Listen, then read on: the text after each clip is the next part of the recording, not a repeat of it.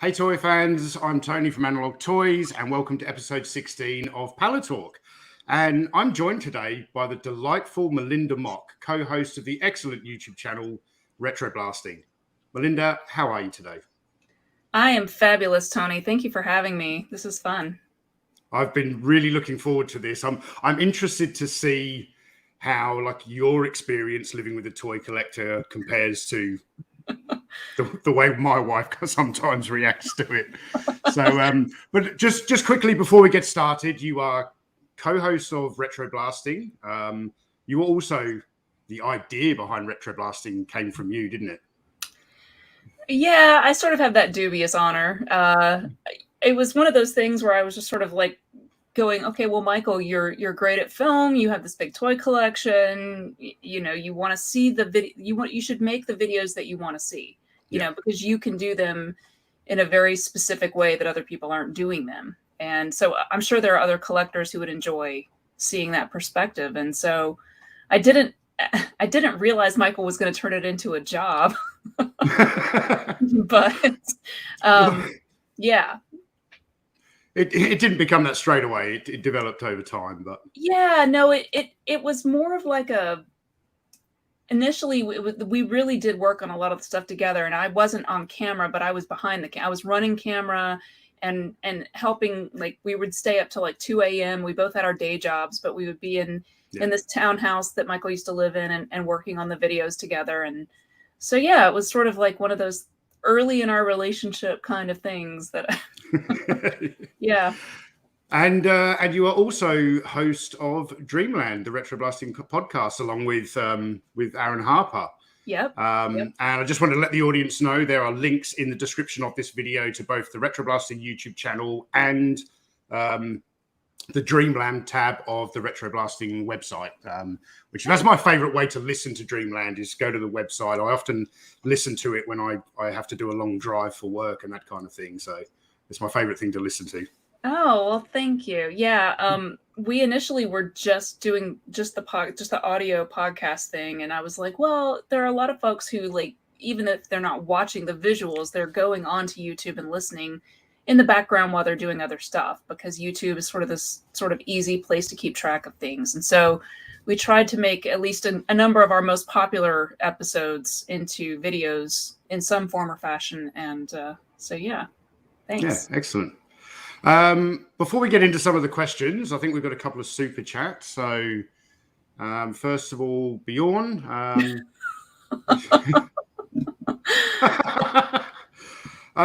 Would that make me that if I opened one tonight? But no, we're not opening vintage toys. We're opening up about vintage toys. Yeah.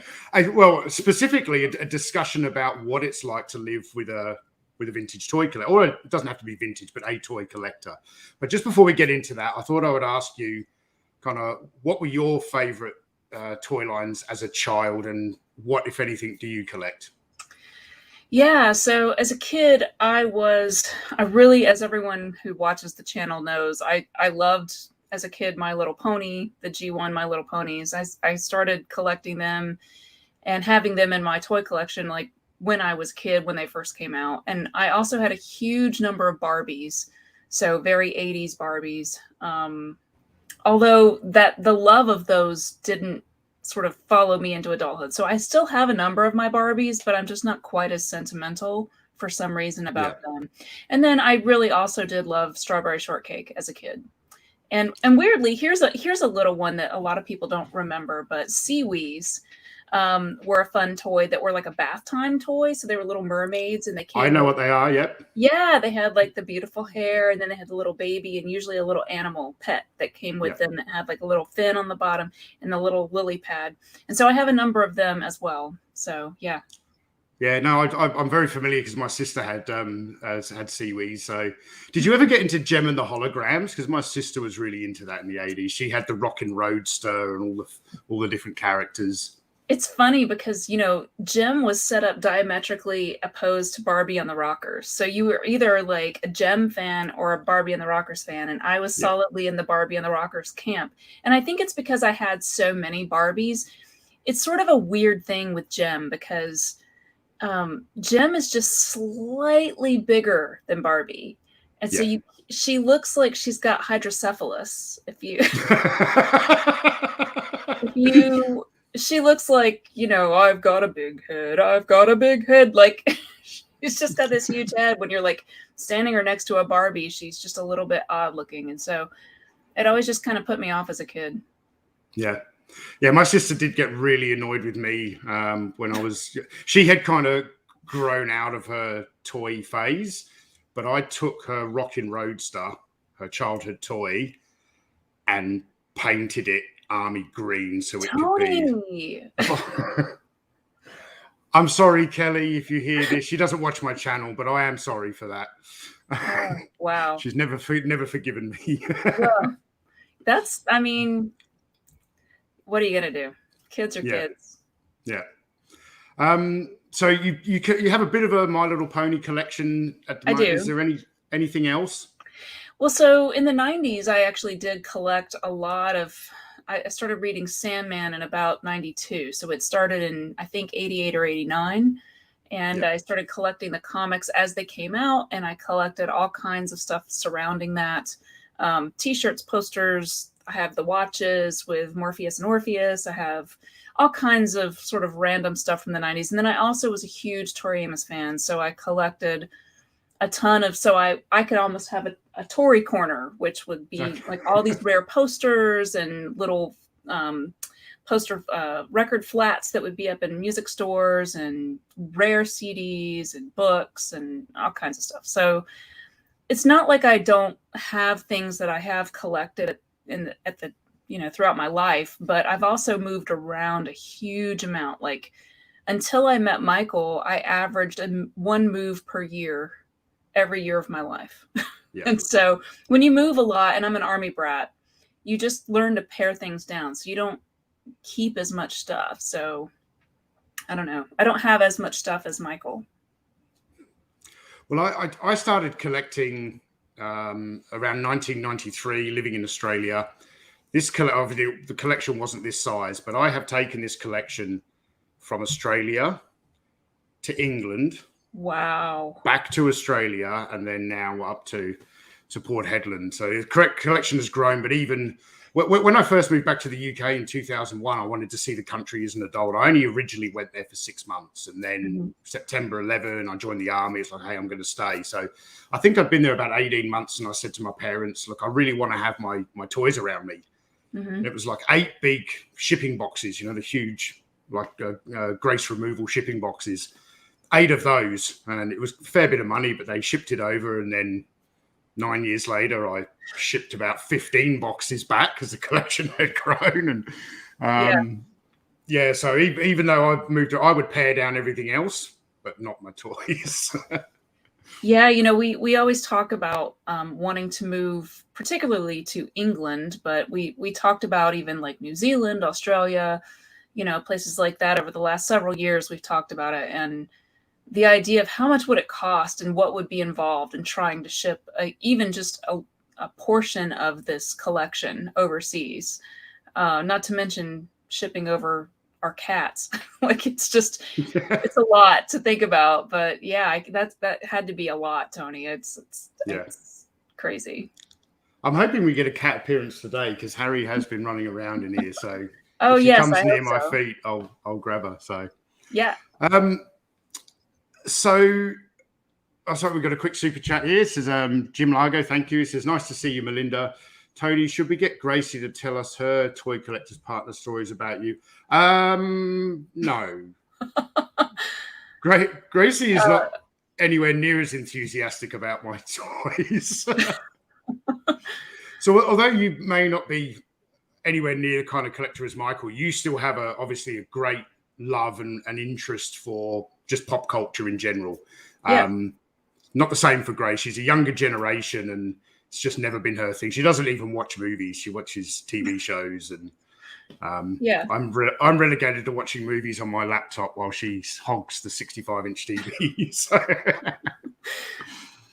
So take us back, and this is not going to be an expose of your relationship with Michael. Damn it! I was hoping for that. But kind of take us back to when, you guys sort of first started dating, and how long into that was it when you discovered that Michael was a toy collector? Well, so Michael never really hid anything about himself from me. When I met him, he was living in a townhouse that was, sort of a medium-sized flat, and he had, a lot of very high-end, I would say, movie props and things like that, like in the living room part of his house. So above the mantle, he had like the Luke Skywalker lightsaber hilt and Han Solo's blaster and these lovely plastic cases, and but very, very nice. So I knew he was a geek. We met at a Firefly meetup group, so I knew that he was into like that kind of stuff, as was I. So on our first date, we stayed up to like 5 or 6 in the morning talking about Star Wars. So it wasn't a big surprise. It was probably like a couple of months, maybe a month into dating, that, he used to not have his toys on display. They were all in like bins, Rubbermaid bins, like in the basement room of his townhouse, because he just didn't really have the room to display. And the collection was much smaller back then. It was all just his childhood stuff, and it was tightly packed up in these bins. And one day I think we were walking through there, and I was like, hey, what's in there? And he was like, oh, well, I've got all this stuff. And I think it was during a time where he was trying to bid on this yellow lightsaber. The sort of, back when we were kids, they were very cheap, but of course now they're very expensive. But it's one of those that makes the noise when you like go. The yellow ones are kind of hard to find. So he was in this bidding war on eBay trying to get this thing. And when he won, his face just lit up in this way that I had never seen him get so excited. And so that's actually the moment where I really realized the level of connection he had with that part of our childhood. So, I mean, I knew that I had my toys, but I didn't have any of them with me. They were still in my mom's attic. But he was the first person actually that I've ever met as an adult who still had that level of excitement and connection on an emotional level with his childhood toys and stuff like that. And so it was kind of cool to see, like, it's sort of almost like tapping into that thing that I love about archaeology and anthropology, and what, it's part of our culture. So what does it mean to us, and that sort of thing. I've just realized with the image I've put at the background of this screen, I've got like a big. You do. Yeah. I didn't plan it like this, but the RetroBlasting underneath sort of your camera shot looks really good, and I've cut half of Analog Toys off, but there you go. So for me, I was obviously living in Thailand when I met Grace, and I was in the process of making. Well, actually, I'd known Grace for a number of years. We were in the same circle of friends, but kind of when we started to date, and then after a while, she sort of moved into my condo. I would spend all this time on the computer. And I told her, I was making a documentary, but she would watch me on the iMac editing stuff. Yeah, it's like they're all toys, and I had maybe half a dozen on a shelf in the living room there. And I was like, "Yeah, I'm a toy collector," and she thought that was it.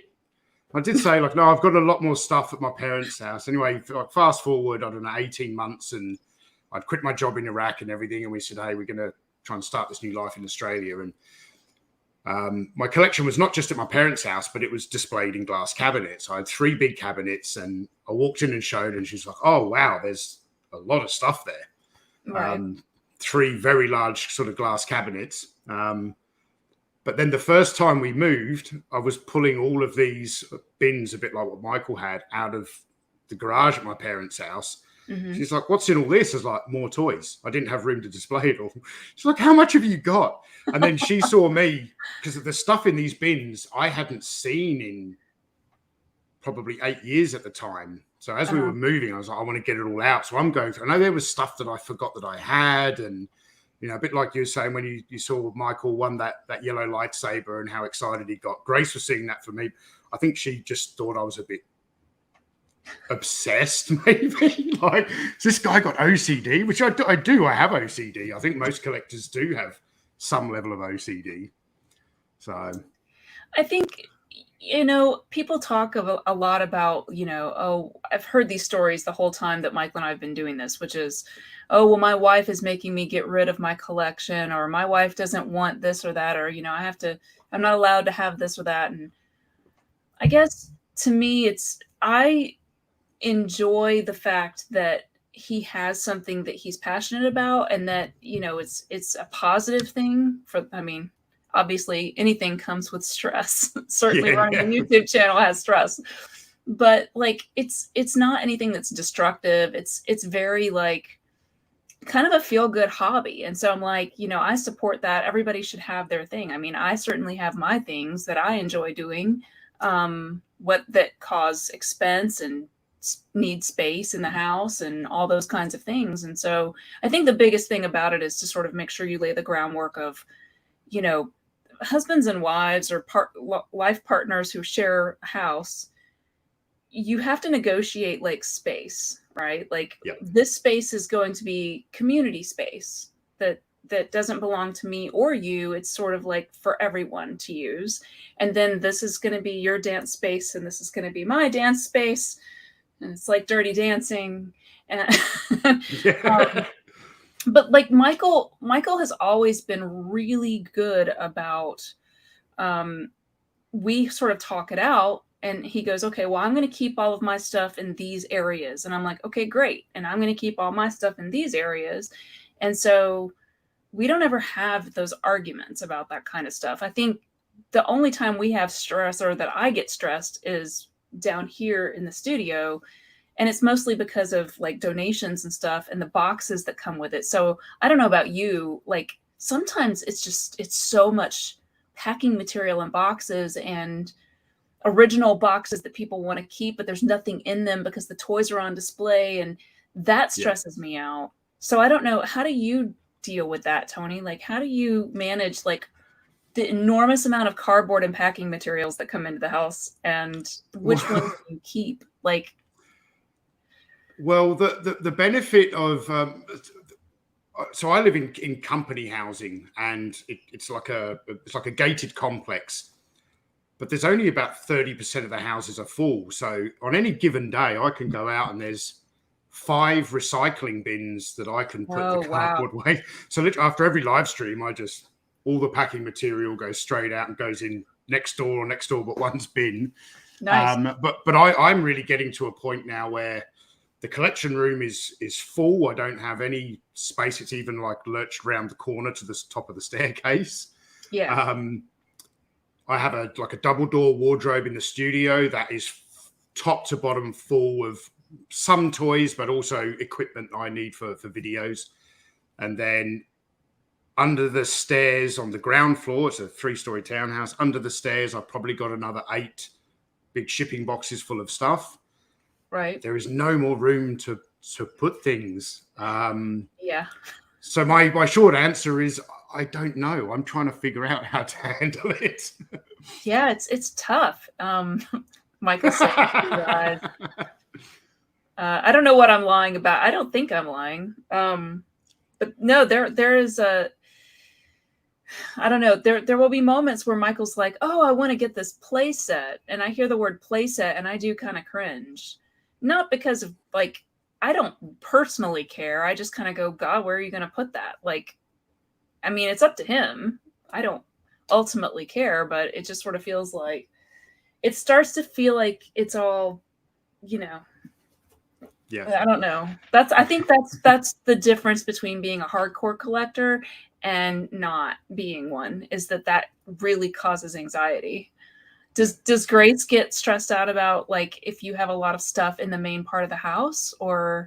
So it's going back to what you're saying about what rooms. There is clear divisions. I've often wanted to put a few sort of movie related, not exactly toys, but like I've got some Black Series, like a Stormtrooper helmet and a Luke X-Wing helmet. I would like to kind of put them near the TV. Watching the Star Wars film, have them there. But I don't get to watch the TV very often. That's like Grace's domain, and I'm up here in the editing suite. Right. But she's very much, she doesn't want that stuff in the living area, and I totally respect that. She doesn't want anything in the bedroom. So I've got a large bookcase next to the bedroom where I've got a lot of books about the SAS and World War II and stuff like that. And some of my DVDs are in there. Does that count too as part of your stuff? Yeah, but she doesn't mind the books and DVDs just on a bookcase next to the bed. But when I restored the Y-wing that Michael Schaefer sent me, which is now hung on the wall just around the corner here, I didn't have a space for it. So while I was waiting, I just went in the bedroom and I put it on the top of the bookcase. And she came home from work that day and walked in. She went, "I've told you about toys in the bed. Not in the bedroom." I think also that's a spot where Harry sometimes she jumps up the top. It's only about 4.5 foot high, this bookshelf, so she can jump on the bed head and then jump on the bookcase. Yeah. I think. Oh, I see. We have super chats. We do have super chats. Wicked Person, thank you very much. Says, my sister used a family gathering to explain that my toy collection means I'm a hoarder and it masks undealt with emotional issues. So fun. Not necessarily, no, but no. Could be, but no. Brian Dilliam, thank you for the super chat. He's got a question for Melinda. He says, Melinda, do you have a Holy Grail item? Well, possibly. So by Holy Grail, I wonder, does he mean something that I don't yet have that I want to have, or just something I think so, yeah. Okay. Well, I did, but I got it. And so now I don't really anymore. I'd have to try to think of something. There's nothing that I'm sitting around going, oh, I really wish I had that. For quite a few years, it was the Rapunzel My Little Pony. I think it was a 1987, 88, somewhere in there. Pony. It was a mail order only, exclusive, and Michael got her for me for my 40th birthday. And so yeah, she's my prized toy collection possession. She's amazing. I thought you were 35. Yeah, right. Well, perhaps a Holy Grail could be to interview Sylvester Stallone at IconicCon 2022. I know it's not a physical thing, but I would, I would be so nervous if I were interviewing him. I would make Michael do it. I don't enjoy. It was really great to interview like Catherine and Kelly from Night of the Comet, but like I was so nervous. I felt sick for like a day and a half beforehand. It was just not pleasant leading up to it. So I don't know if you have that at all, but I don't get starstruck. I just don't want to screw up. So I just feel very nervous. And but I would actually really love to get Tony Todd next year. Like that's my goal. That's what I really, really want to do because I love him. Or Brian Thompson. If you're going to interview Brian Thompson, I'd like to join you. Master Son 42, thank you for the super chat. He says, I told my wife before we got married that what you see will grow. Since she was madly in love with me, she couldn't say no. I hope she doesn't read this. Yeah, although Grace is not like into my toys, she's never been one of those people who wants me to hide from it. It's part of who I am. She knows it makes me happy. It really helps with my mental health. I think it helps anybody to have a hobby and have something that you enjoy sort of investing your time in. I mean, I think more of the sort of arguments come from spending too much time. I'm like, I could do like. It could be money. Like I get that. No, more with the YouTube. The amount of time I spend with YouTube. But I'd say to Grace, I would do it full time. We never have those arguments. King Eric, the greatest of all. Thank you for the super chat. It says, Tony, empty house equals empty storage space for you. we have a 3-bedroom house in Thailand that my mother-in-law and sister-in-law kind of live in and look after for us. And said to Grace, I might just start, because there's a lot of toy stores in Thailand. I might just start buying stuff, and next time when the pandemic is over and we can finally get back there, we'll get back and our bedroom will be full of toys, and she'll love it. That would be pretty cool. Daniel Dorian, thank you for the super chat. It says, comforting to know that I'm not only one of the fewest metalhead toy collectors in the world. You've got my respect, Melinda. Thanks, Daniel. Yeah, it's one of those things where, like, back in the day, it would have been something where, in the 80s, if you were into metal, you couldn't be into Star Wars. You couldn't be certainly into toy collecting or anything like that. So I felt like it was sort of freeing to sort of just be like, yeah, I still love my Little Ponies, and I'm going to put them in my office in a big case and just enjoy them because that's what they're here for. Full respect, Melinda. Full respect. Grindhead Jim, thank you for the super chat. He just wanted to say that we are huge Melinda fans. Aw, thanks. So am I. I'm a Melinda group. I'm a RetroBlasting groupie. I love Aaron and Tim and Michael and everyone. RetroBlasting, Melinda, I'm busy because I'm trying to earn that $60 a week through YouTube videos. And that's what I always say to Grace. It's like, I know I spend all this time, but hey, I make like $50, $60 a week. It's the only time that it comes into play is when we'll be sitting, it happened more like back when we used to be able to go out to dinner and stuff like that. So we'd be out at dinner and Michael's like on his phone because he's responding to some sort of comment or he's in a conversation with somebody about something that's going on. And he tries very hard to be very responsive and not just go like let emails or messages go long periods of time, which without responding to them. And I get that. But at the same time, I'm like, but like I got makeup on and whatever. So I want attention. And so, yeah, that's really the only time. But I mean, I get it too. Like it's hard when you're sort of sucked into something that's going on like in real time, like people will get upset about something or whatever, and you're having to kind of manage it in real time. So it's just something you got to deal with, I'm going to apologize to the audience now. I'm going to use a swear word, but I've got to tell you, yesterday afternoon after work, I didn't work yesterday. Grace worked, but she got home and she said, hey, we've been invited around to our friend's house, and he's an English guy with a Thai wife. I get along really well because we have shared experience, but we don't get to see them often because we're on like different shift rosters and things. So they invited us around for a few drinks in the afternoon because they're going away on holiday tomorrow. I said, yeah, that'd be good. I haven't seen them for ages. So we're around at their house and the weather's really nice here. So we're sitting out in the front yard, having a couple of drinks in the afternoon. And at one point, Grace had gone to use the bathroom or something. And she came back out and I'm there on my phone. And as she came out, she says, if you're checking the comments on that fucking Junkman video, I'll smash your phone. I was something like that in the past myself. So yeah.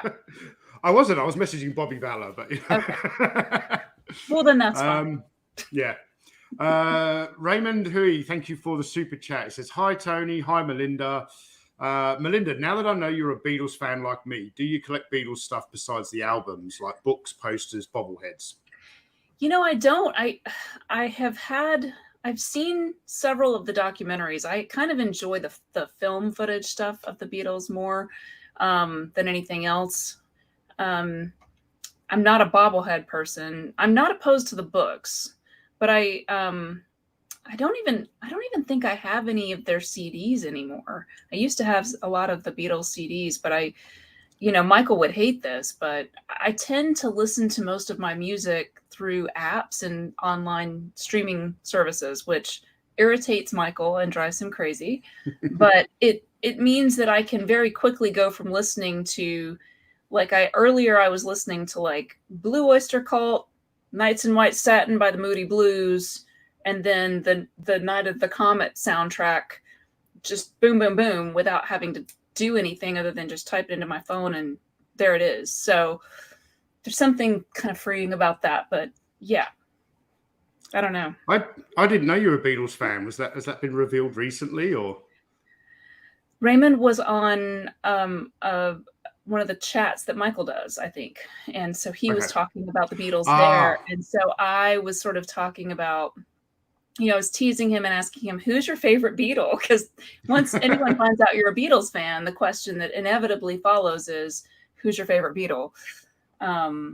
Which is annoying. But minus George. Okay.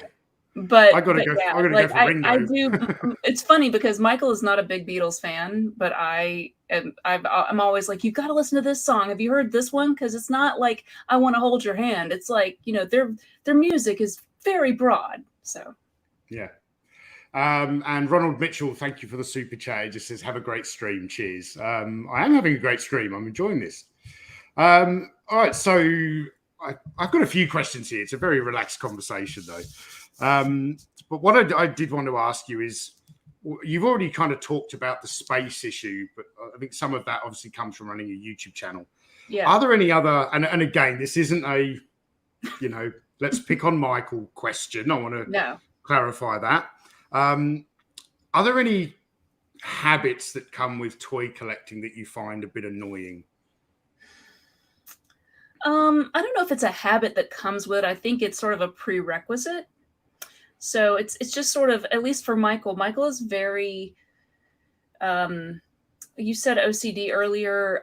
He has an amazing attentiveness to detail that, yes. You know, I think all of us have that capacity for things that we care a lot about.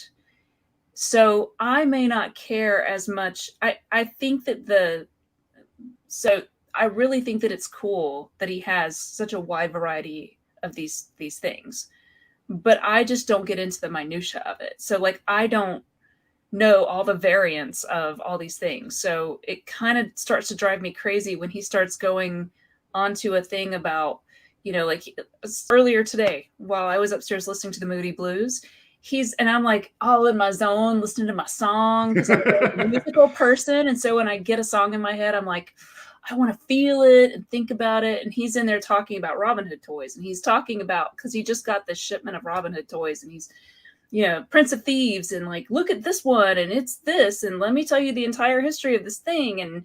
And he is so like, and I'm like, I'm in my zone.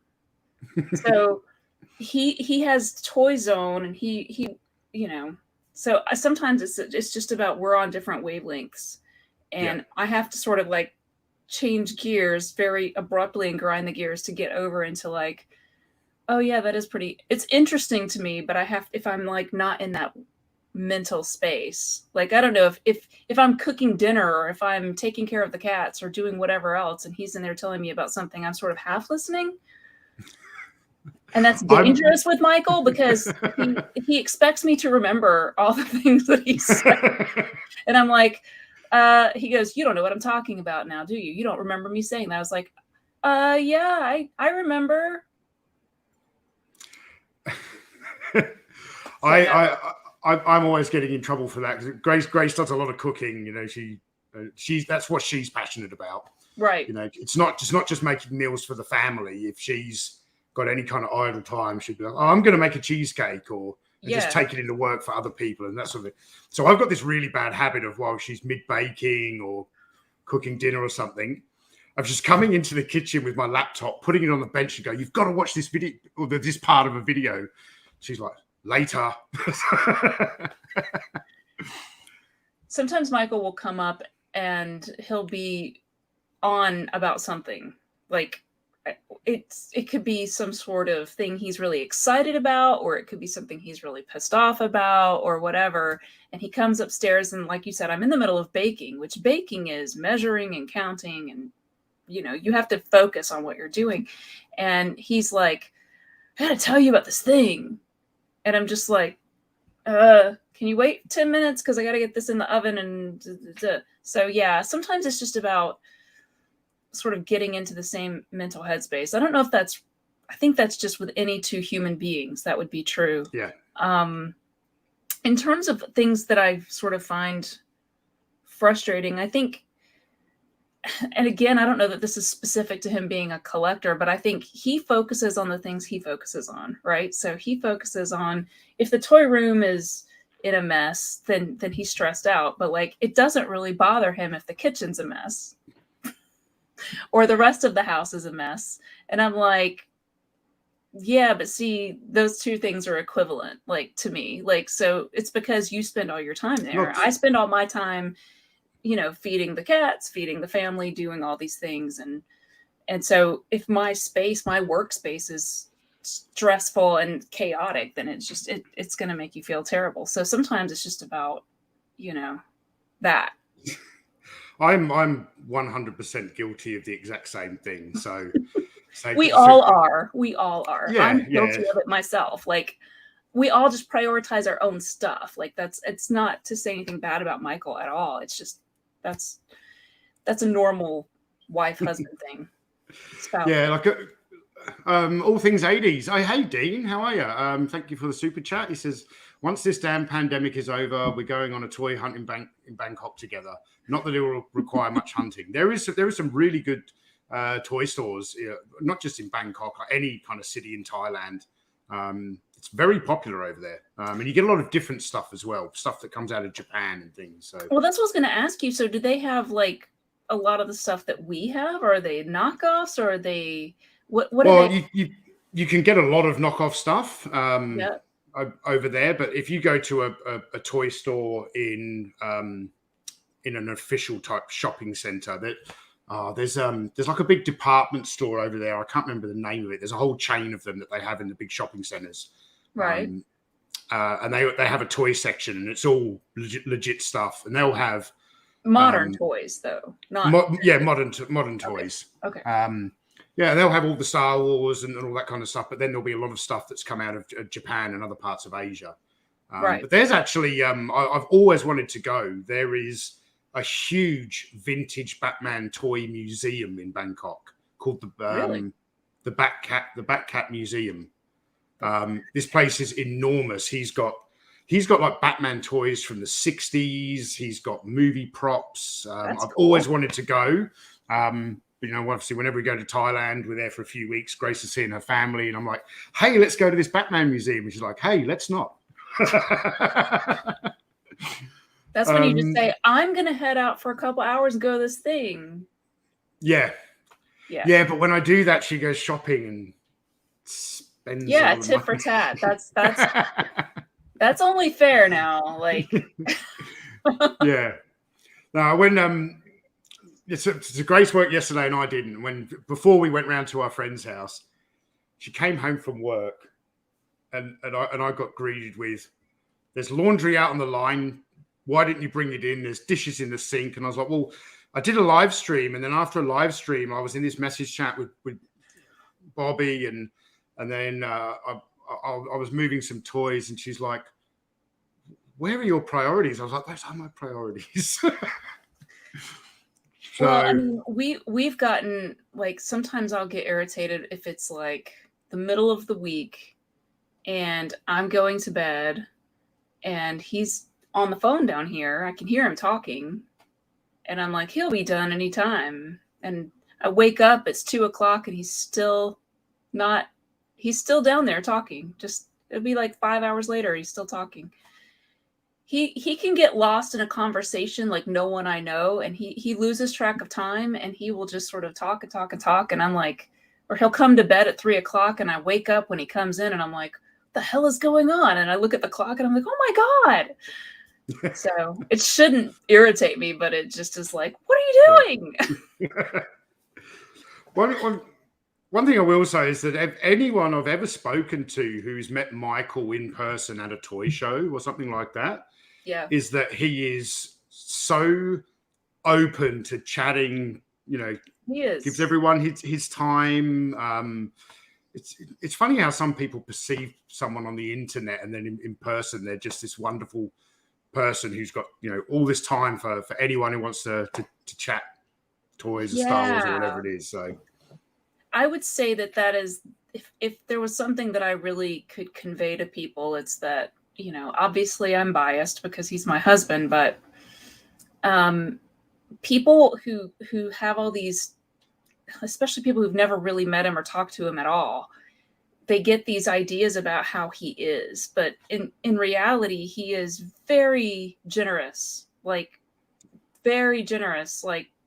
with his time, with whatever, and loves talking to people. And he does not like calling them fans. Like, he will meet people and just be like, oh, well, you're a supporter, you're a friend, you're you're someone who also collects this stuff, and let's just sit and talk, and let's go out to eat, and I'll pay, and we'll all sit around and just talk, and it'll be awesome. And he genuinely loves doing that. And I think it's been really hard, because of the whole COVID thing, where he can't really as easily go out to conventions, because he really does love going out and sort of meeting people and doing that part of it. So I'm a lot less like that. Like, there are only some people that I like talking to.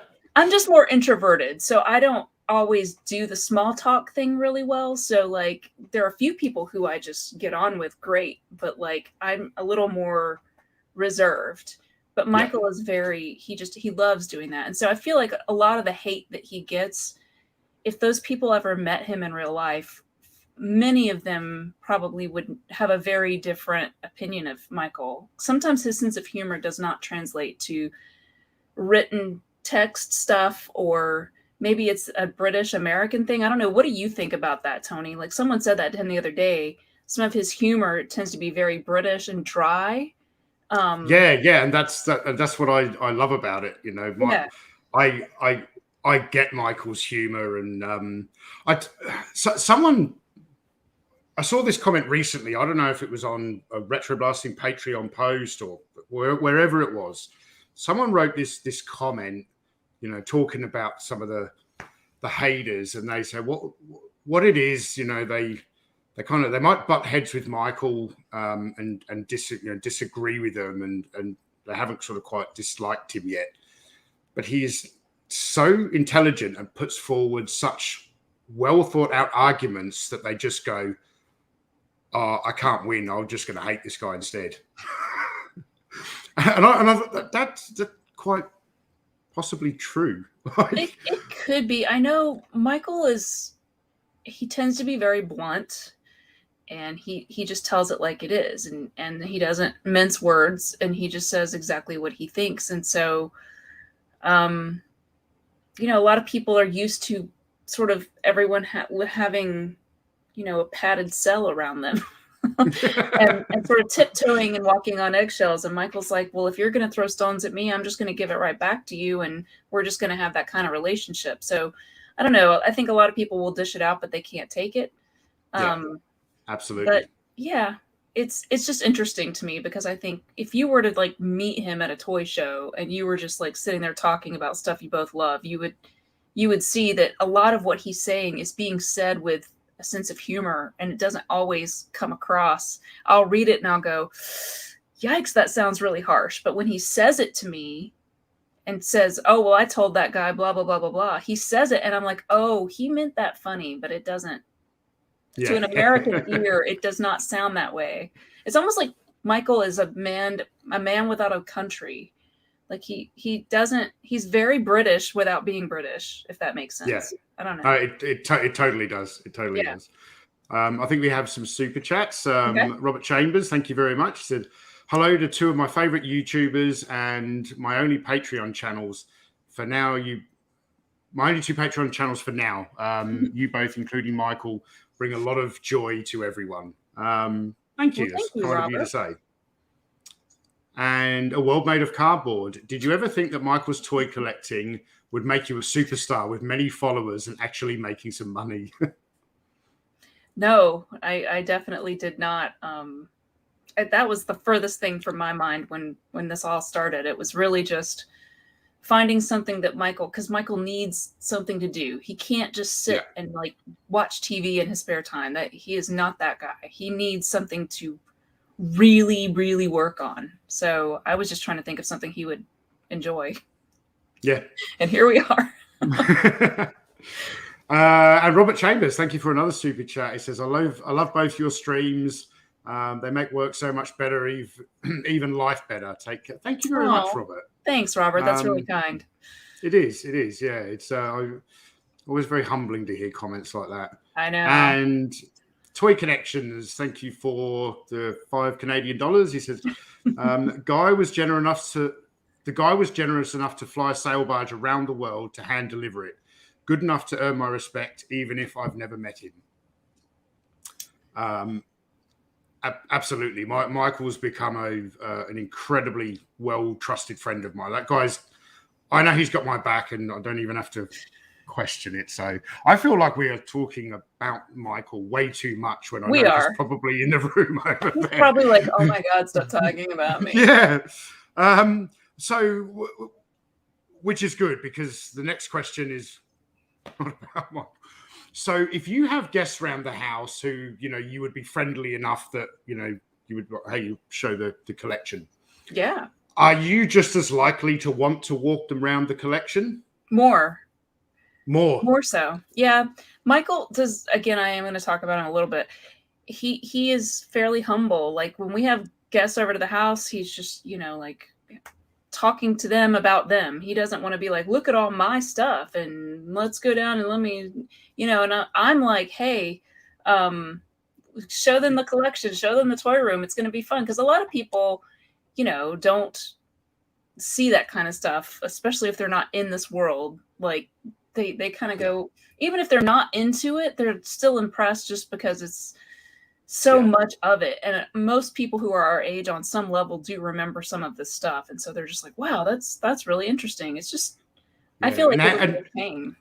And how many people do you have walking around going, I had that when I was a kid, or I had that? Happens every time. I mean, it really does. Yeah, it really does. Yeah. No, that's good because over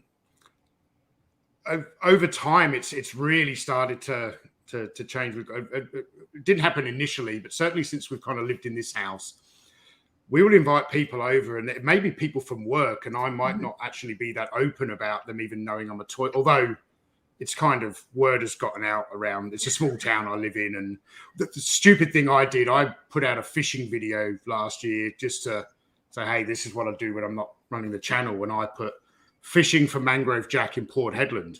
So anyone in Port Hedland looking at fishing videos has seen that and gone, oh, this guy's got a fishing channel, and then clicks on the other videos and goes, oh no, he's got a toy channel and he did one fishing video. So people know now. That's actually a good point, which is, do you in your corporate day job, which I have a very corporate day job,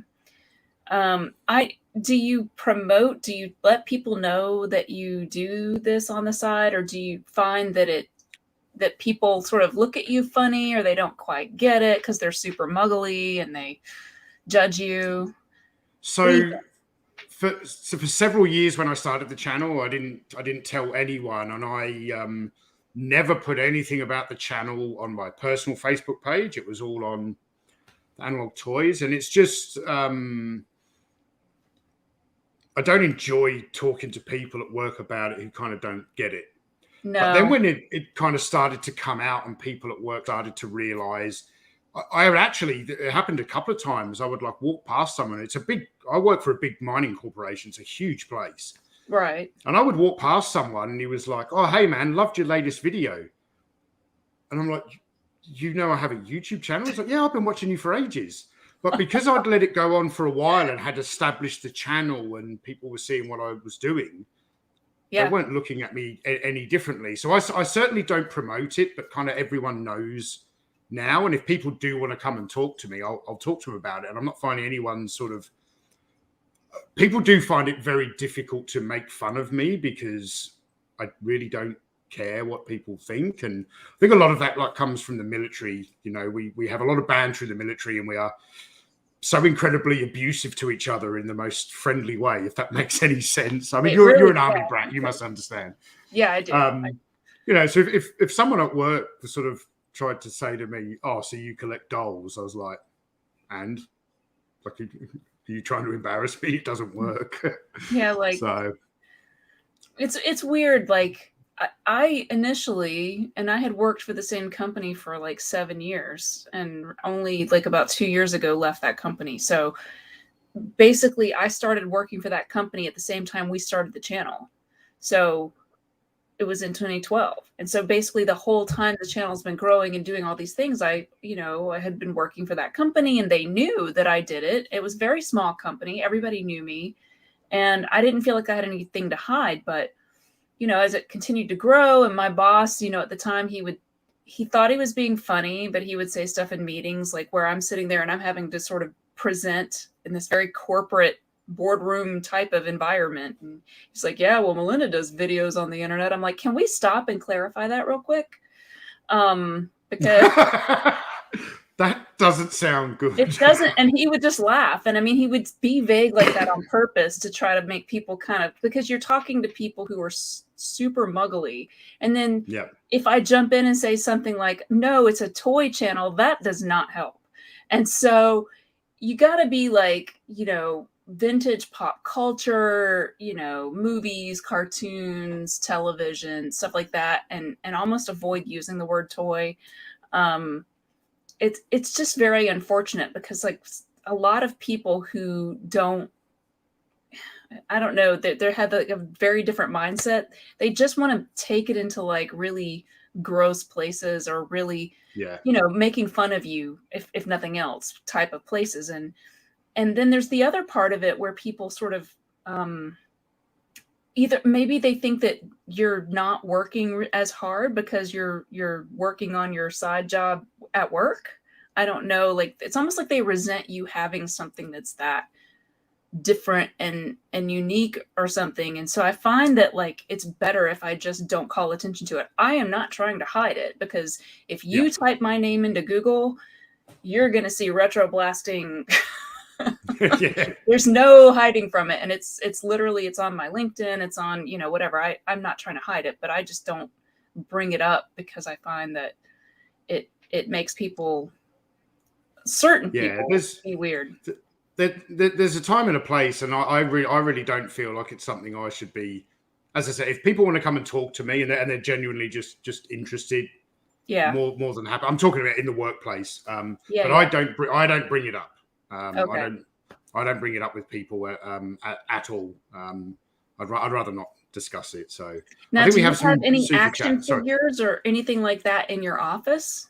Like, I don't know if you go to an office anymore, but I have an office at work which I'm in like 30%. Funny that some of the online haters say that like I look really red in my videos because I'm always angry. No, it's because I live in a really hot country and I'm like in my office 30% of the time, and then I'm outdoors in the sun. So oh wow, yeah. But no, I don't have any action figures in my office, but I do have a couple of framed pictures from my military service. So I've got a picture of me and a group of friends doing Arctic warfare in Sweden, and another photo of a couple of guys that I was with in Iraq, and I like to keep those on my desk, just so if people want to come in the office and start an argument, they're like, think twice. Look. Yeah, I know I used to have like the first episode, like the first issue of Detective Comics where Batman appears and he's on the cover. I had that blown up into a poster that was hanging in my office. And back when I used to work in an office, and I had like Martian Manhunter and Hawk Girl and just different stuff like that in my office. And again, it's if I had it to do over again, I wouldn't. But you know, there are the few people who are like into that kind of stuff. It's like they walk in and they're shocked and they're like, wow, I can't believe you've got that. You're way cooler than I thought you were. I just thought you were some sort of corporate shill and you're, you know, whatever. So I don't know. I always think it's interesting to see how people present themselves outside of this, you know? Yeah. Lio Convoy Reviews. Thank you, Thomas, for the super chat. It says, and I am here still waiting for the clowns with all their digital courage to make good on their claims that they'll fight me. Michael is kinder to these clowns than they deserve. Yeah. Tony Nasser, thank you for the super chat. He says, I love your channels. I love your live streams. I don't always get to listen to them live, but they help when doing my mundane work. They're always entertaining and informative. Thanks for saving my sanity. Thanks for saying that we did that. That's very nice of you. And Master Son 42, thank you for the super chat. It says, wife is watching now, and she said she's using Mugly first chance she gets. Tony, your package hit Melbourne on the 19th. Maybe you get it soon. Thank you, Master Son. I was really enjoying your Harry Potter references, the Mugly people.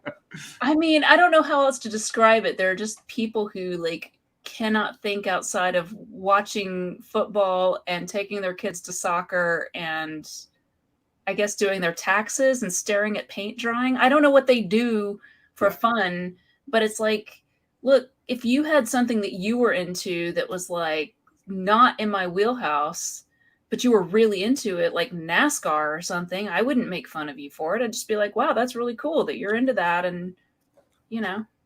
That's a great point. Australian rules football is very, very popular here, and I go to, and you know, it's a mining company, but you know, we do have one thing I like about my company. It is very, very diverse. You know, and they're really trying to open up more kind of employment opportunities for females, and but there's still a lot. You know, it's a mining company. The men there are very manly men, and you come in on a Monday. And the conversation, you know, the water cooler conversation is one of two things: fishing or football. Right. And I don't do it, but I often just want to walk in there and go, "Hey, did anyone see the? I can't think of a movie. You know, did anyone see the trailer for Shang-Chi?"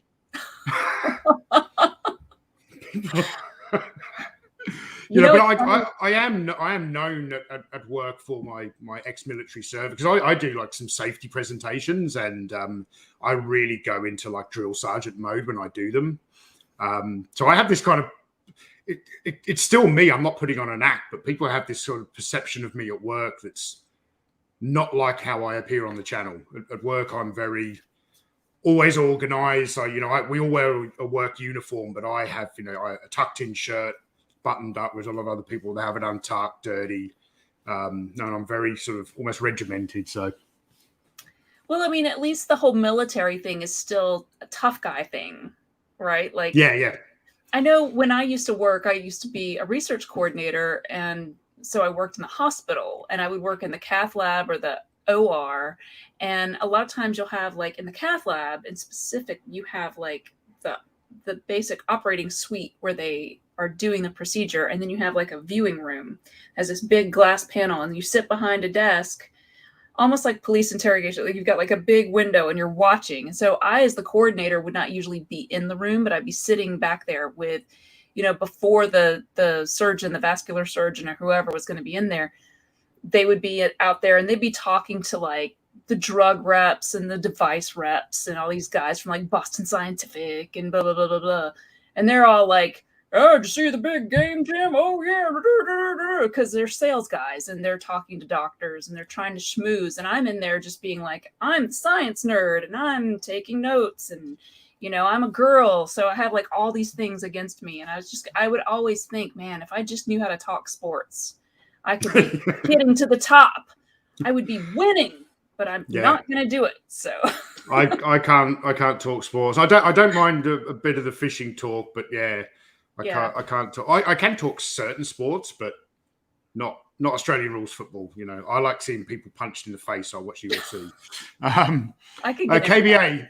Thank you for the super chat. It says Tony needs a desert rat in his office. I will certainly have a desert rat in the office at home. I don't think I'll be taking one to work. Tree Theodore, thank you. He says, great work. Here's to continued success and happiness. Thank you, Tree. Very kind of you. And Sal, good to see you here. Hi, Sal. Just because I love you both and Michael too. P.S. Both of you have customs in the planning stage. Is Sweet. That me and Melinda, or Melinda and Michael, or me and Michael? I assume it means you and I, Tony. I think so. Yeah. So, kind of going back to the question before, I was asking you about, if you have guests at the house, who's more likely to sort of go and show the collection. Well, here, as the collection, we're up on the third floor. When we have people at the house, we entertain in the middle floor. That's where we it's very hot here, so we mainly sit outside on the balcony. And right. Grace will act, when it's just the two of us. She's got no interest in this. As soon as we have guests come round who maybe not have been to the house before, it's always her who wants to show them. And sometimes I don't know what my kind of criteria is, but I just, in my head, there are certain people I go, yeah, I would show them. And then other people are like, it's not that I wouldn't show them, just not yet kind of thing. Yeah. But Grace will always be. She's always the one who wants to show them, and she brings them up here, and she turns all the cabinet lights on, and then after a while, she's like, "You have to come up. They've got questions, and I don't know what I'm talking about." But it's yeah. I make Michael actually do a tour, like, and I actually have started just talking to him about it beforehand. Like, if we have totally new people who've never been here before, like, obviously, if there are people who are coming over because he's Michael from RetroBlasting, it goes without saying that they're going to want to see the collection. But if it's someone like a work friend or, some friend of mine from the past or something who's not necessarily into this, I talk about it with him and I'm like, are you okay if we do this? And, is the toy room like presentable or should we not, so, but I have sprung it on him and he sort of has this look like deer in headlights. Like I wasn't prepared to like bring strangers into my space. And so we kind of had to have that. We didn't fight about it, but it was just more like, I guess that could kind of feel like, this is my space and I wasn't prepared to show it to anybody. So, yeah. Sorry, we'll just read out the super chat. Thank you very much, James Salzberg. It says, the Muggles binge watch reality TV or 12 hours of sports, nothing that needs focus. Yeah, and I mean, again, other people have other interests too, I'm not judging people who want to do that. Everybody has like their unwind things or, whatever. I watch all kinds of trash on TV, so I'm not even being judgy. I'm just saying that, like, if you're going to be judgy to me, like, I'm going to be judgy back. Like, it's just, fight fire with fire, like Metallica taught us back in the 80s. So when you have these guest rounds, I'm interested to know how you pose the question to the guest for the first time, because I'll tell you what Grace often says, and she does it deliberately because it makes them, I don't know. Well, now I'm curious. I want to hear how she does it, because it sounds like she's got a great hook. So we'll be sitting out on the balcony having drinks and nibbles with some guests, and it's normally the first or second time they've been to the house, but certainly they've never seen the collection before. And out of the blue, she'll just go, "So, who wants to go upstairs and see Tony's toys?" And they don't know what the hell she's talking about, and she does it deliberately because what? And then she's like, "No, he's got this big action figure collection." And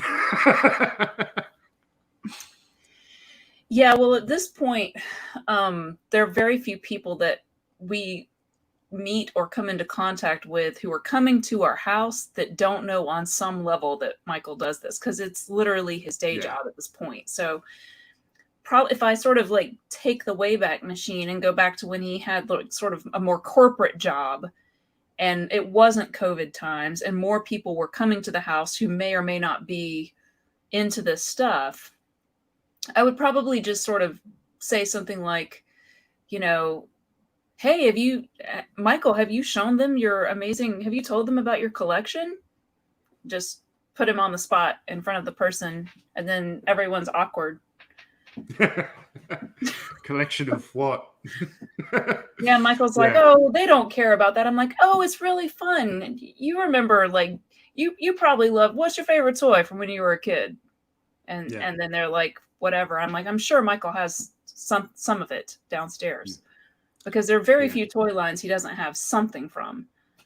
So yeah, a lot of the people that we bring up here, certainly people from my generation, and males, will be, particularly English people, like Action Man was such a big thing. They go around that, and it's like I had the Red Devil parachutist, or I had the Deep Sea Diver, or they're looking at the Star Wars saying the same thing.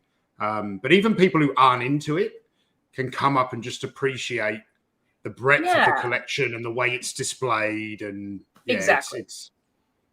But Tony, impressive. There was this guy that I worked with one time, and it was like towards the beginning of the channel, and I asked him that at work, like I was asking them like, oh, well, what was your favorite toy when you were a kid? Da, da, da.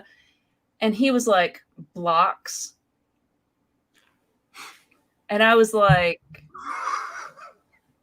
I can't talk to you anymore. And I just like,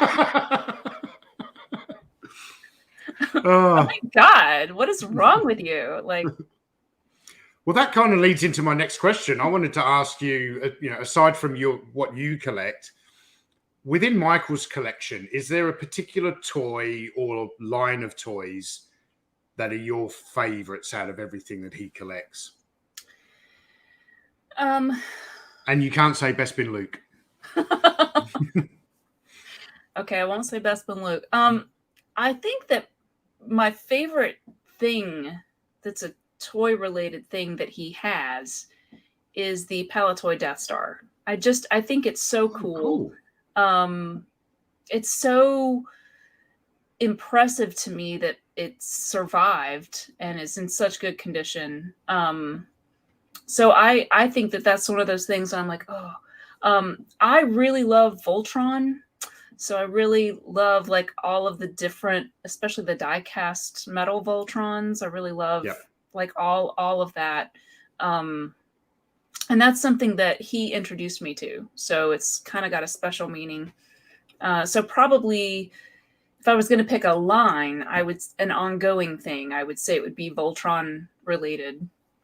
Because it's metal and because it's sort of sentimental in a weird way to me because Michael introduced me to Go Lion. Yep. So, yeah. And I think for choosing the Palitalk Death Star that, Bob Breakin had involvement in, it was British.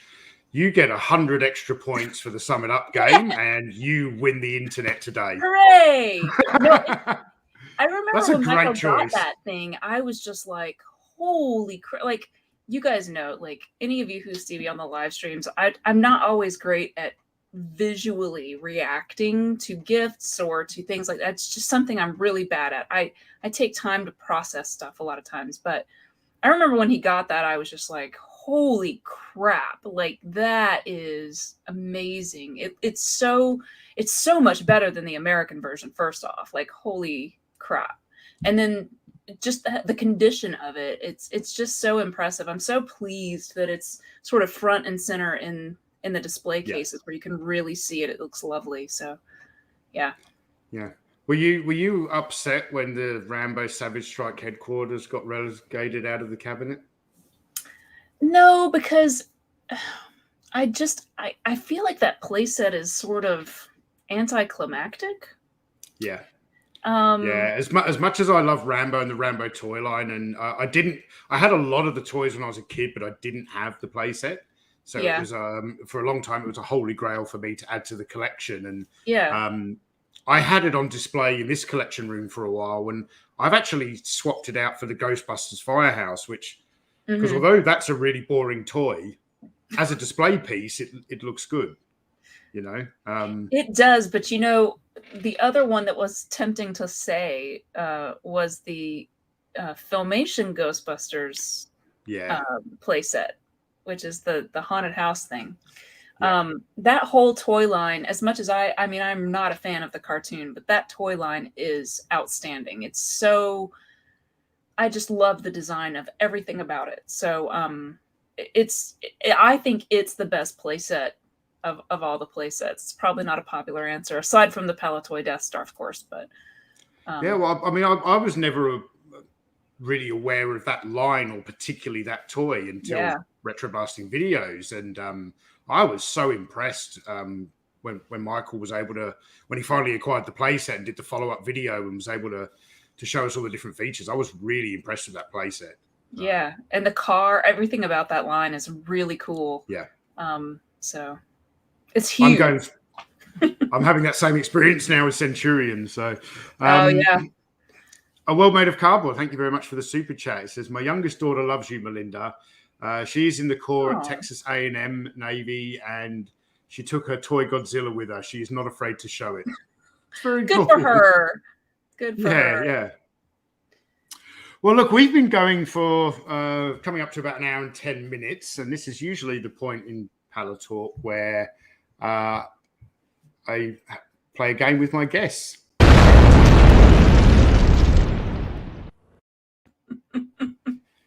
You know the format, I hope. I do.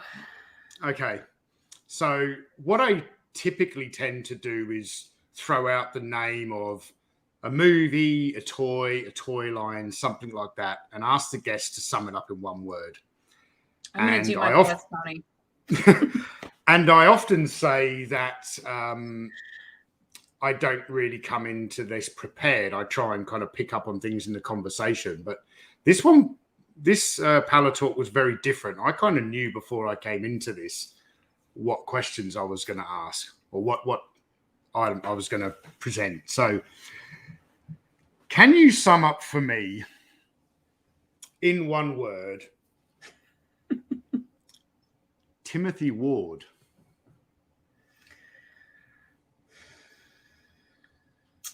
I feel like I'm in a job interview. Tell me about a time when what's the word that I want to say? Now this is going to drive me crazy because I'm not going to be able to think of the exact perfect word. It's a word that means temperance. He's very like even keel. So like he's always like he gets mad when he needs to get mad, but it's sort of moderation all the time. Yeah. Not moderation like in the chat, but like moderation in all things. Yes. It's impressive. Yes, he Tim saves me from myself in YouTube comments. He I'll be totally upfront with the audience. Timothy Ward deletes some of my comments, and I like him to do that because I have a tendency to drunk comment on YouTube, particularly if someone's not being nice. But it's that even keel. He was like he treats me the same way he treats the audience, and if I overstep the mark, he's like gives me a smack on the wrist and deletes my comment. But no, he's very good. He's in the chat here saying, "Oh shucks." If I had to sum up Timothy Ward in one word, I would say saint. I think the man's a modern day social media saint. I think so. I don't know how he has the emotional and psychological bandwidth to read as many comments and hateful spewings as he does and still be such a kind, generous person who maintains the ability to stay in that zone of moderation and not get really mad, not get really negative. Michael here saying Tim Ward has deleted some of my angry replies as well, and I've never thought wrong of him.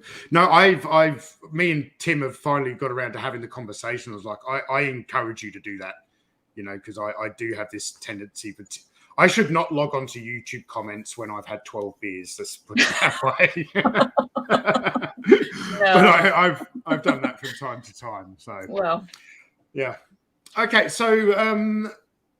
That's one down. We got 4 to go. Can you sum up for me in one word Sylvester Stallone? God,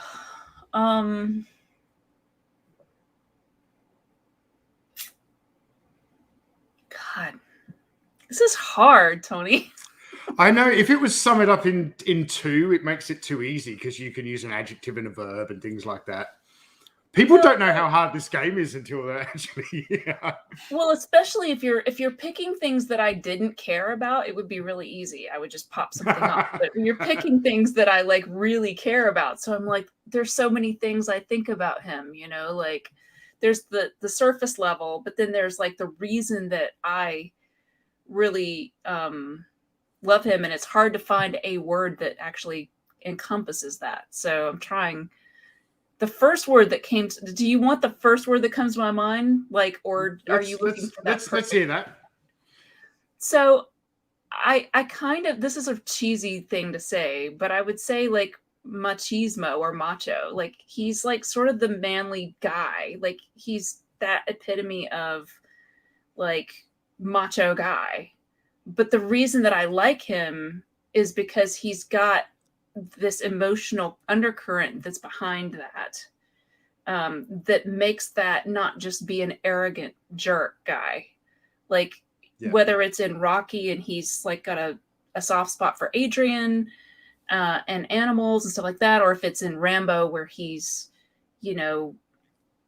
sort of been through a lot of stuff and he's sort of trying to deal with it, but he's this tough guy. So he's the epitome of like the tough guy who's like the sensitive guy on the inside. Yeah, So he has a sexy would be another word that I could go for, because like that was always like my weakness when I was younger, was the guy who was like damaged on the outside, but it's because he's such a sensitive guy on the inside, you know. Yeah. Rambo in First Blood. I would even go as far, I could use words with Stallone. I would call him dreamy. Well, that came to my mind as well, but I was like, that's so superficial, like, you know what I mean? No, yeah. He has this vulnerable testosterone. Yeah, that's a good one. Vulnerable, yeah. It's this vulnerable machismo. It's this perfect blend, and that's what I love about him, the characters that he plays. Yeah. You nailed should it. Should we just talk about how awesome Stallone is for the next 15 minutes? We could do a whole stream on like, let's just he's got those eyes that, you know, it's just, he is dreamy though. Okay. I didn't have all 5 questions prepared.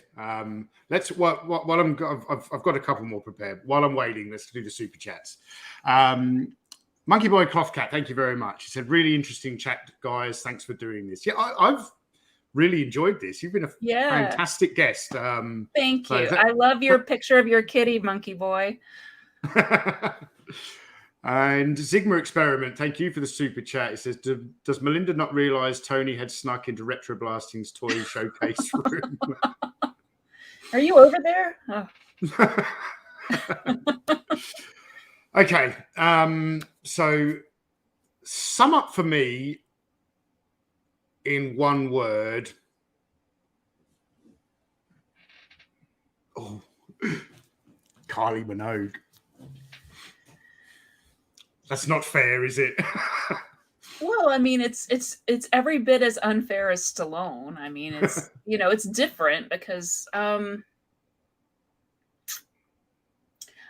I mean, it may not be for other people, but from my perspective, I would say inspirational, only because that seems to be the effect she has on Michael. And so like he will put on her music and it sort of gets him in a better mindset and a better headspace. Like he could be in a really bad mood and I can hear Kylie, I call it Club Michael. I can hear it upstairs and it's just like, but it's like Kylie down here and it sounds like he's clubbing, but it's really just, her, and it sort of makes him be in a more inspired headspace and a better mental frame of mind. So I really owe a lot to Kylie just for lifting his spirits in that way. Yeah. So when Michael's listening to Kylie, you really enjoy his joy. I do enjoy it. Can I just say something really quickly about that? Yeah. My favorite, I even said this during our wedding ceremony. So one of my favorite poems is by E.E. Cummings, and it's called Anyone Lived in a Pretty How Town. And in that poem, he says, he laughed her happy and cried her sad. And that's, to me, it's like that idea is kind of what love is, which is, if something makes someone that you love happy, then you love that thing on a certain level, even if you don't personally love it. Same with something that's hurting or making that person sad. And you sort of are like, I hate that thing because it's hurting the person I love. But that doesn't apply to everyone. It's just people that you love. Like, I can appreciate, like, if somebody likes NASCAR, it's like, well, that's great that you like NASCAR, and I'm happy that you have a thing, but that doesn't mean that I have to personally like NASCAR myself. Does that make sense? It totally makes sense. Totally. Yeah. Let's just hope that the correct people are listening and that makes sense to them as well.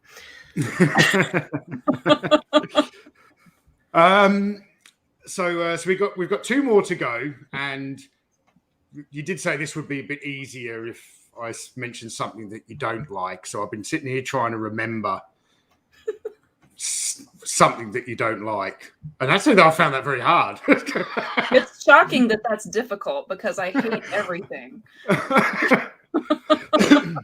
But something's just popped into my head, and then my favorite one I'm going to say for last. So, okay. Can you sum up for me in one word the movie Predator?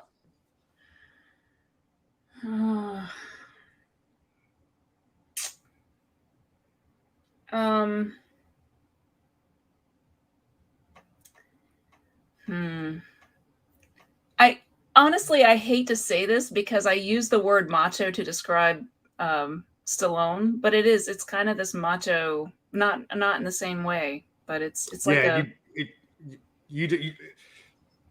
because I know we had this kind of chat in that stream during Iconicon, and for you it's like overly testosterone, and it's testosterone-y. It's very it's very like amped up testosterone. So it's like a testosterone fest. I don't know if that's one word, but well, you can coin it brand new, testosterone fest. Or I could just say testosterone. Testosterone. It's like beefaroni, but different. Yeah. Look, I don't hate Predator. I particularly enjoy the film. Really enjoyed it as a child, still now. But after I did the retro talk with Michael on your Patreon, at the end of that, I went out because we were discussing a lot of movie stuff, and I went out and I bought Band of Brothers on Blu-ray because I owned it on DVD and wanted to watch it on Blu-ray, and that sent me down this rabbit hole of going onto Amazon once a week and spending $50 and getting new Blu-rays. So one of the ones I purchased was Predator because it's one of my favorite films, but I hadn't watched it for a while, and I rewatched it, and there is the scene in the helicopter at the start where they're flying in, and there's actually a lot of Jesse Ventura and some of the jokes from Hawkins. Like, this really has not aged very well, and some of the commentary is actually quite repugnant, to be honest. Looking at, but you only understand it was made in a different time. So I mean, you have to take things when they were made. I don't hate the film either. I sort of enjoy riffing on it, like I hate it. I don't hate it. It's not a terrible film. It's just not. It doesn't resonate with me in the same way that a lot of other action movies do.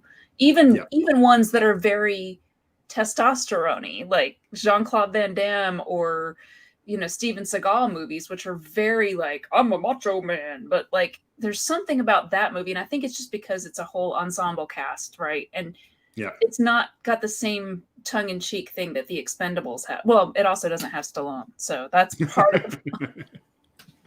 Let's be honest. I've always found it difficult to call Steven Seagal macho. Have you seen him run? Once you've seen that guy, there's actually videos on YouTube like linked together. I know they've done it with Tom Cruise because Quentin's supposed to be like this movie star run, but Steven Seagal like does this when he runs. So all these guys have their own brand of whatever you want to call that word.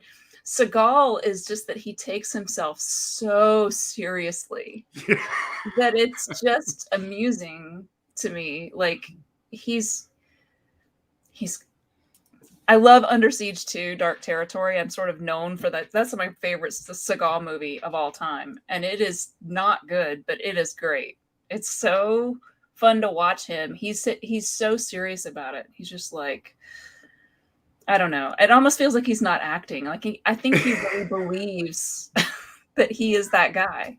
He's such a badass. Yeah, that's what I actually find humorous. He believes that, and Under Siege 2 as well. The villains in that are just comedy gold. I know. There's the guy with the perm, the computer genius who acts so evil, and you look at him and you look like an accountant. I know. It's great. It's so great. And then he's like going to stick that thing in that lady's eye. That whole sequence is just gold, Jerry. It's gold. All right. The final one. And I've been so looking forward to this. Oh, God. The pressure's on. Yep. Can you sum up for me in one word Broken Vader? Diabolical. Oh, what a great word. Yes. I finally got a word that I'm happy with. Oh, Yes, diabolical. I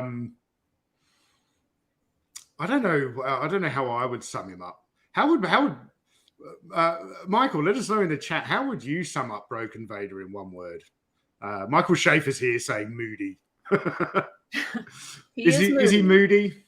He can be. He can be moody. He can be manipulative.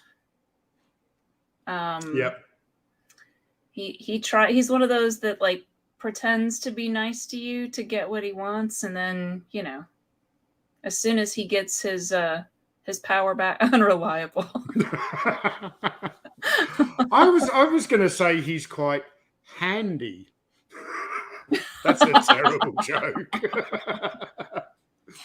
Oh, well, he's not handsy, I'll tell you that.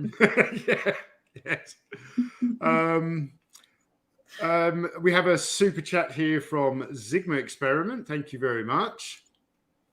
Says Seagal is now a parody of himself. Just as I think he's always been a parody of himself in some way, shape, or form.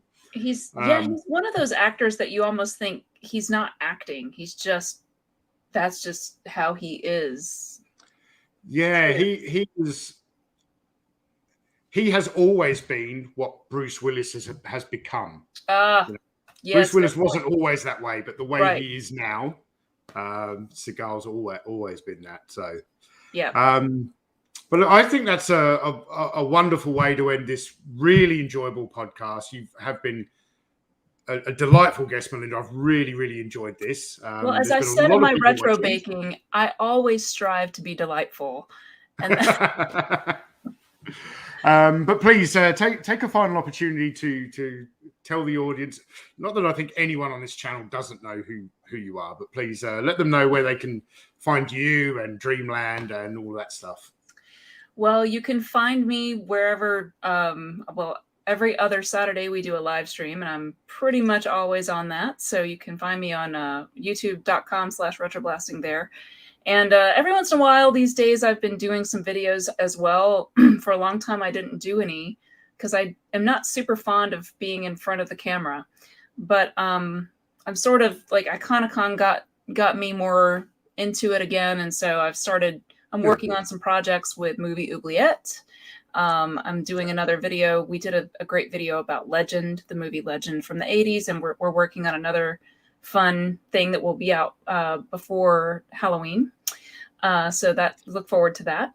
And we do the Dreamland Podcast, which we're sort of taking a little mini break from because I actually just got a new job that I start on Monday.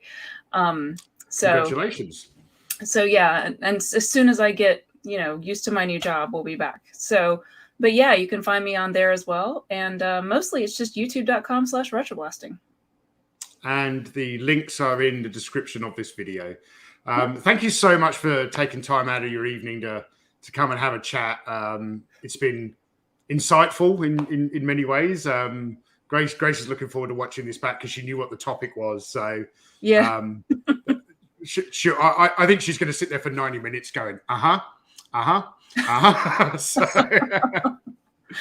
I look forward to one day meeting Grace. That should be awesome. Oh, absolutely. She's looking forward to cooking you some vegetarian Thai noodles one day. So, not as much as I am.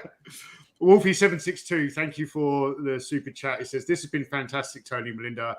Great way to Monday. Oh, that's Monday. I like that. Yeah, it's almost a Mamas and Papas song. James Salzberg, thank you. He said, "Loved your episodes with Conrad and Dan." I've become a huge fan of Movie Oubliette. Conrad's video about going to watch 1917. Oh my God, is that not amazing? I think I've watched that like 8 or 9 times. You've watched that video as many times as he watched the movie. I've only seen the movie once, but I have watched his video about the experience of watching it 8 or 9 times. It's just an incredible piece of work. It's brilliant. I love it. It really is. And KBA, thank you for the super chat. He said, just to add to Tony's USSS flag fund so we can get a mint in box one to open on YouTube. You should. Yeah. No one will say anything bad about that, will they? No. No. All right. Shall we try and get out of here before someone drops another super chat on us, Melinda? What do you think? Yeah. All right. Thank you all for watching and appreciate your time. Bye, guys. Thanks, everyone. Bye.